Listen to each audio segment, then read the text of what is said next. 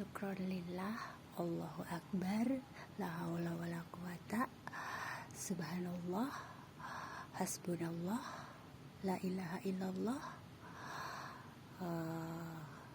dan lain sebagainya. Itu yang harus selalu ucapkan ya. Halo, selamat sore semuanya. Selamat sore suami aku tercinta, selamat sore Pak Ustadz akhir zaman.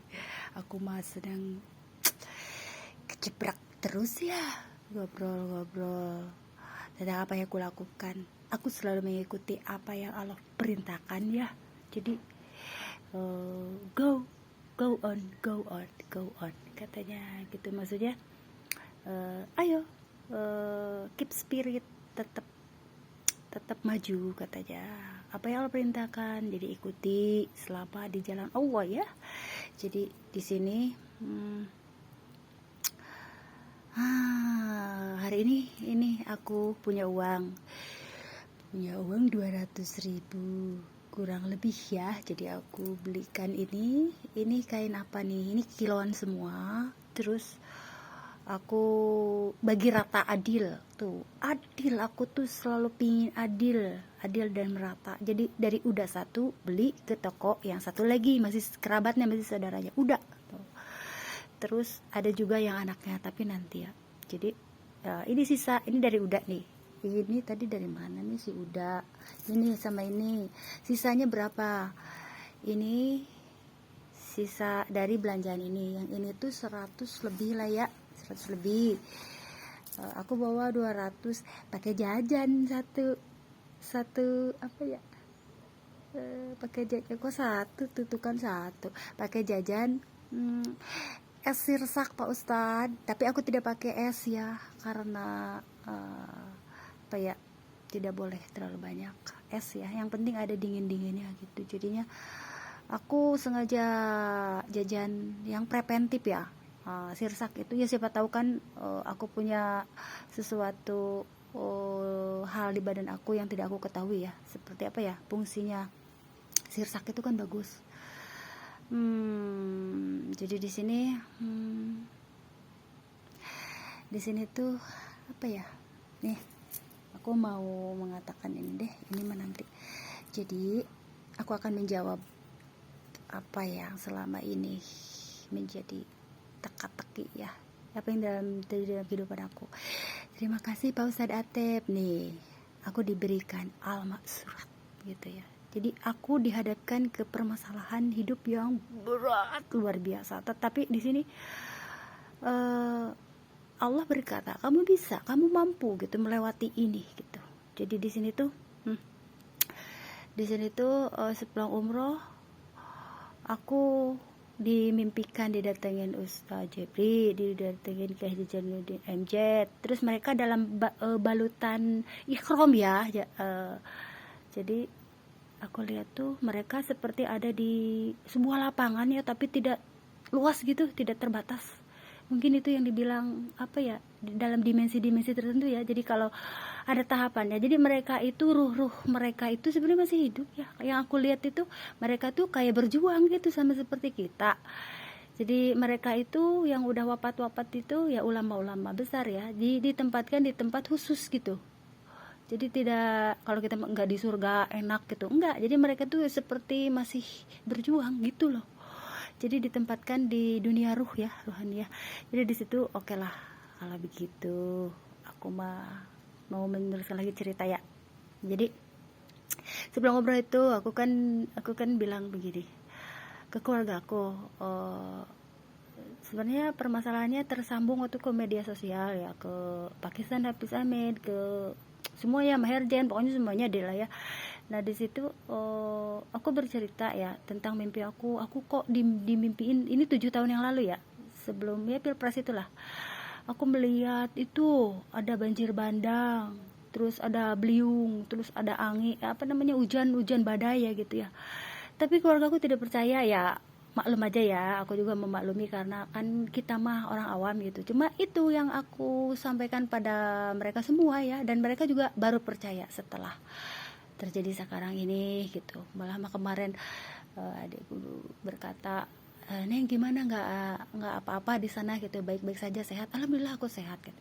Jadi aku berterima kasih juga kepada adekku karena aku tuh tidak pernah, aku ini orang yang anti ya, kalau kita mah anti dibawa ke ustad, anti dibawa ke dukun, tapi intinya kenapa bisa tersambung ke ini ya, misalkan eh, ke ahli seperti ayahnya ya, anak-anaknya itu qadarullah, berarti di sini lebih safety katanya, gitulah tempatnya lebih subur gitu kalau buat bercocok tanam. Kemarin sekarang kan udah berubah jadi Eropa yang indah di sini, nanti jadi Eropa yang indah, bukan Eropa ya, jadi apa ya, jadi ini tuh intinya. Aku dikasih ini udah 7 tahun tapi masih aku simpan, cuman aku itu lebih banyak membaca murotal daripada baca ini, coba. Jadi ini tuh dibelikan diberikan tuh, bukan dibelikan, tapi diberikan beliau ya.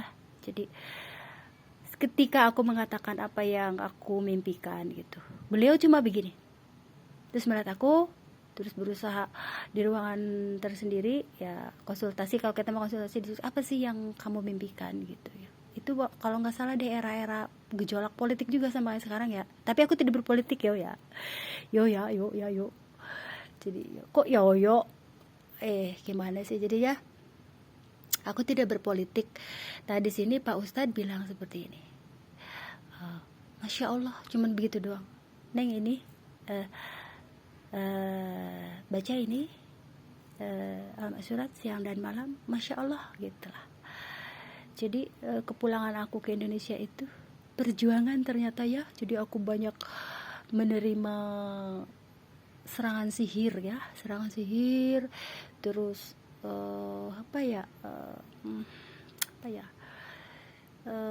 itulah yang seperti aku alami kemarin itu. Kalau aku kena sihir kan ketahuan tuh, rukyah terus ya yang dinyalain sama aku, turn on tuh bahasa Inggris begini ya, apa ya, aku punya nyanyian ya, aku coba merayu Tuhanku, berdoa di dalam sujudku, jika kita ditakdirkan bersama, betapa bahagia hatiku memiliki kamu anugerah. Terusin sendiri deh ya. Jadi intinya itu sulit. Apa kata Rasulullah? Akhir zaman ini perbanyak amal kebaikan, budi baik, amal baik. Bagaimana kita mendapatkan tiket, bukan tiket konser, tapi tiket ke surga. Ya, bagaimana kita mendapatkan tiket ke surga, Bu? Ya, si Umi mah gitu aja deh. Umi dan Abi itulah. Ya. Jangan nanti Abah Arif marah di sini tuh. Jadi di sini tuh di sini tuh kan Pak Ustadz Arif tuh suka dipanggil Abah ya. Kalau ada abinya nanti marah. Jadi di sini Umi Ahmad Elisa. Jadi si hanya just one itu bukan deterjen just one. Jadi intinya sulit kata Rasulullah itu. Jadi kalau Rasulullah bilang seperti ini, perbanyak amal baik deh dan budi baik gitu ya, karena ya udah segala sesuatu itu kan orang baik yang solehah akan bertemu di mana, pintu surga, Bo, ya gitu. Jangan meminta pintu neraka, pintu surga gitu ya. Ya, Akang Haji sorban Palindaka, kota mana ya? Bekasi. Bukan ke Bekasi. Kemana ya? Bingung tuh ya. Kalau udah nyanyi Kang Haji tuh bingung. Kemana katanya ya? Bingung. karena sudah ruwetnya akhir zaman ini. Jadi kita tuh ya udah gitu aja intinya. Semoga kalau Allah berkehendak kan tidak ada yang mustahil, kun fayakun. Tapi di sini tuh sudah permasalahan sudah ruwet. Udah ruwet tuh. Mungkin uka-uka nih kok aku begini ya. Jadi sudah begini ya. Udah repot lah. Jadi ya itulah kalau udah repot lah. Jadi sekarang itu kalaupun coba sekarang kalau kita memantau ya, mau maju melangkah juga jadinya mundur lagi, kalau enggak stuck jalan di tempat gitu. Karena apa? Lihat gejolak alam ya, gejolak semesta ya. Jadi di sini tuh kalau kita mau menanam, kalau menurut aku mendingan aku juga di pending gitu. Sayang gitu. Gimana jadi sedikit. Sekarang ibaratkan menanam itu seperti air di daun talas ya. Sekarang banyak bencana alam. Apalah pokoknya gini. Jadi gimana ya? Jadi sekarang tuh kalau menurut aku mah ya jangan terlalu berlebihan ya. Karena sesuatu sedang bergejolak sekarang. Tahu apa itu? Alam semesta itu kan ciptaan Allah ya. Maunya alam semesta itu apa sih gitu. Jadi hanya orang-orang tertentu yang bisa memahami apa yang itulah akhir zaman.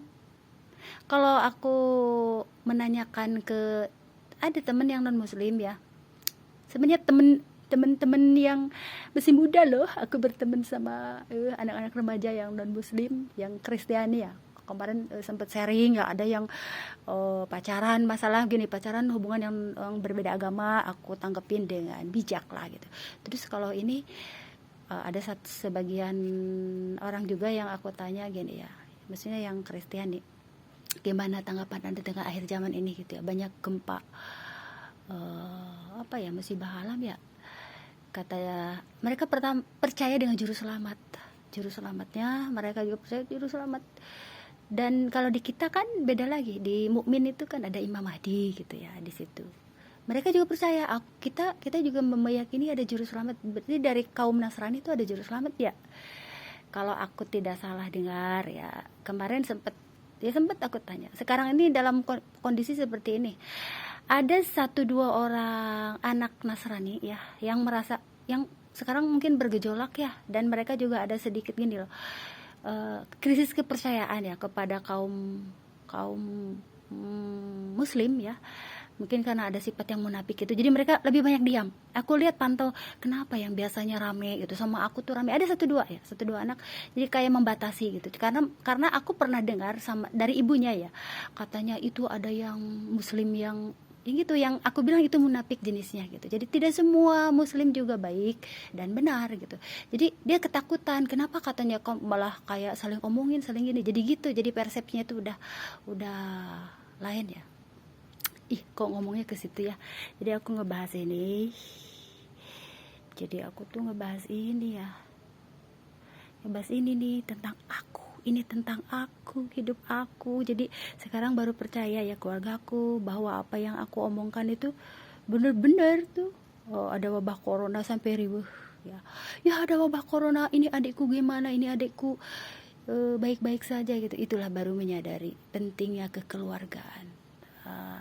Keluargaan. Jadi sewaktu keadaan normal itu jangan disia-siakan gitu. Sekarang bertambah lagi banjir bandang, gempa, mau bagaimana lagi ya. Jadi di situ udah ribuh ya. Jadi ya begitulah, hanya Allah kun fayakun. Jadi kalau berkehendak, sekarang begini ya, akhir zaman ini adalah sesuatu yang aneh, keajaiban bisa terjadi, keajaiban. Jadi di sini tuh ini loh, tidak masuk logika gitu ya. Jadi misalkan kok kamu ini sih, misalkan bagaimana caranya kamu bisa mendapat ini, bagaimana kok bisa gitu, kok kamu bisa ya. Siapa tahu kalau itu memang udah kehendak Allah gitu, yang tidak mungkin menjadi mungkin ya, kan kita tidak tahu. Pokoknya akhir zaman ini keajaiban. Jadi di sini, karena kenapa aku ngomong seperti ini ya, karena berdasarkan realita yang aku alami ya. Aku kan menanam tomat nih. Tomat itu katakanlah aku berusaha untuk menasihati seseorang. Jadi aku menginginkan kebaikan ya buat anak-anakku juga, ya perubahan lah menjadi lebih baik. Tidak ada yang mustahil. Di sini butuhnya kesabaran. Cuma kadang-kadang aku tuh tidak bisa menunggu ya. Misalkan nunggu orang untuk insaf ya, untuk insaf. Aku tidak bisa standby terus. Ya udah aku mah jalan, fokus dengan jalan aku sendiri. Kadang aku bertemu si A si B, teman lain lagi gitu ya. Intinya di situ. Jadi ya udah biarin waktu yang menjawab apakah berubah apa tidak orang yang dekat dengan kita itu, orang yang kita cintai boleh gitu ya, katakanlah seperti itu, orang-orang yang kita berikan nasihat. Makanya itu kan fungsinya saling menasihati dalam kebaikan di akhir zaman.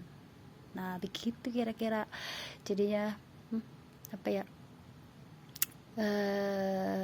di situ semuanya sudah terlihat ya, bahwa apa yang aku ceritakan itu bukan mengada-ngada. Karena aku sempat sempat dikatain seperti, sebenarnya tidak menyalahkan juga ya, adek ipar aku ya, teteh ayo kita konsultasi ke dokter apa ya, dokter Aisyah Dahlan apa siapa ya pokoknya gitu. Disangkanya aku gangguan ya, karena mereka tidak tahu ya, tidak tahu, dan aku juga tidak perlu memberitahu ya, karena itu namanya apa ya, apa yang sepulang umrah itu kan kalau kita petunjuk nih ada ini, memang aku juga punya firasat tadi seperti kayak gini, ruhaniyah ya, jadi ke jiwa aku tuh lebih sepulang umrah itu lebih dibukakan gitu. Jadi banyak orang yang meninggal seperti yang di sini jemaah gitu ya, jemaah yang di sini yang sudah pada meninggal beberapa orang, terus meminta maaf sama aku gitu, terus ada pesan-pesan yang harus disampaikan gitu. Jadi kepada keluarganya, alhamdulillah ya ada berhasil 1-2 orang yang aku berusaha bantu selesaikan ya. Jadi ruhani ya, bahkan ada ruya ya, seperti yang aku bilang di video kemarin. Jadi akhir zaman ini menyangkut ilmu ruhaniyah, dan Imam Mahdi itu seseorang yang bisa memahami ilmu tersebut, ilmu ruhaniyah. Tidak sembarangan orang laki-laki yang bisa mengaku Imam Mahdi. Sebenarnya begini, kalau ada yang mengaku Imam Mahdi itu, bisa nggak dia mempelajari ilmu ruhaniyah ya? Tapi di sini ada juga kekuatan dajjal yang gini loh. Jadi dipergunakan melenceng gitu. Ilmu ruhaniyahnya itu dipakai untuk mencelakai gitu loh di situ. Nah, Kirman Dajjal ya di situ permasalahannya. Ketika ada seseorang yang mau insaf ya, berarti yang mau insaf itu berada di antara yang negatif dan positif. Nah, berarti dia punya 2 kekuatan dong. Kekuatan negatifnya misalkan ke keilmuan Dajjal, kekuatan positifnya ke keilmuan keilmuan yang Rasulullah ajarkan gitu ya. Otomatis berarti golongan Mahdi ya gitu. Jadi di situ ya itu yang repotnya gitu. Jadi dipergunakanlah sama orang yang mengambil manfaat gitu intinya. Jadi gimana ya? Jadi disitulah biarlah Allah yang bisa menyelesaikan kebenaran dari apa yang terjadi dalam kehidupan aku ya.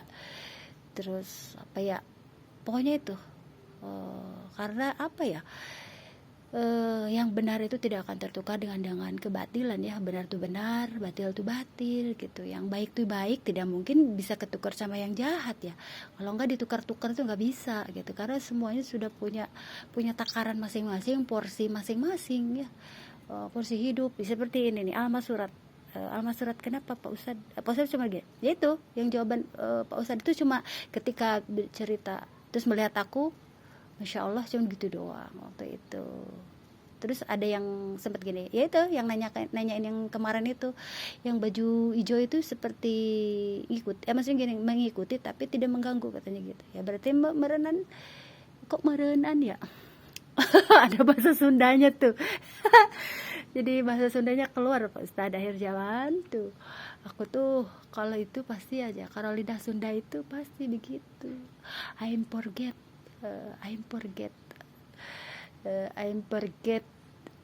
to tell it apa tuh ya, itulah merenan gitu. Jadi intinya apa ya, perbanyaklah amal baik, budi baik, berusaha memperbaiki diri menjadi lebih baik. Insya Allah Allah akan menuntun kita ke jalan kebaikan Ih, hidup ini sudah banyak banjir bandang, gempa, tetapi dirasanya tuh nikmat kayak aku nih. Aku tuh bersyukur ya ditempatkan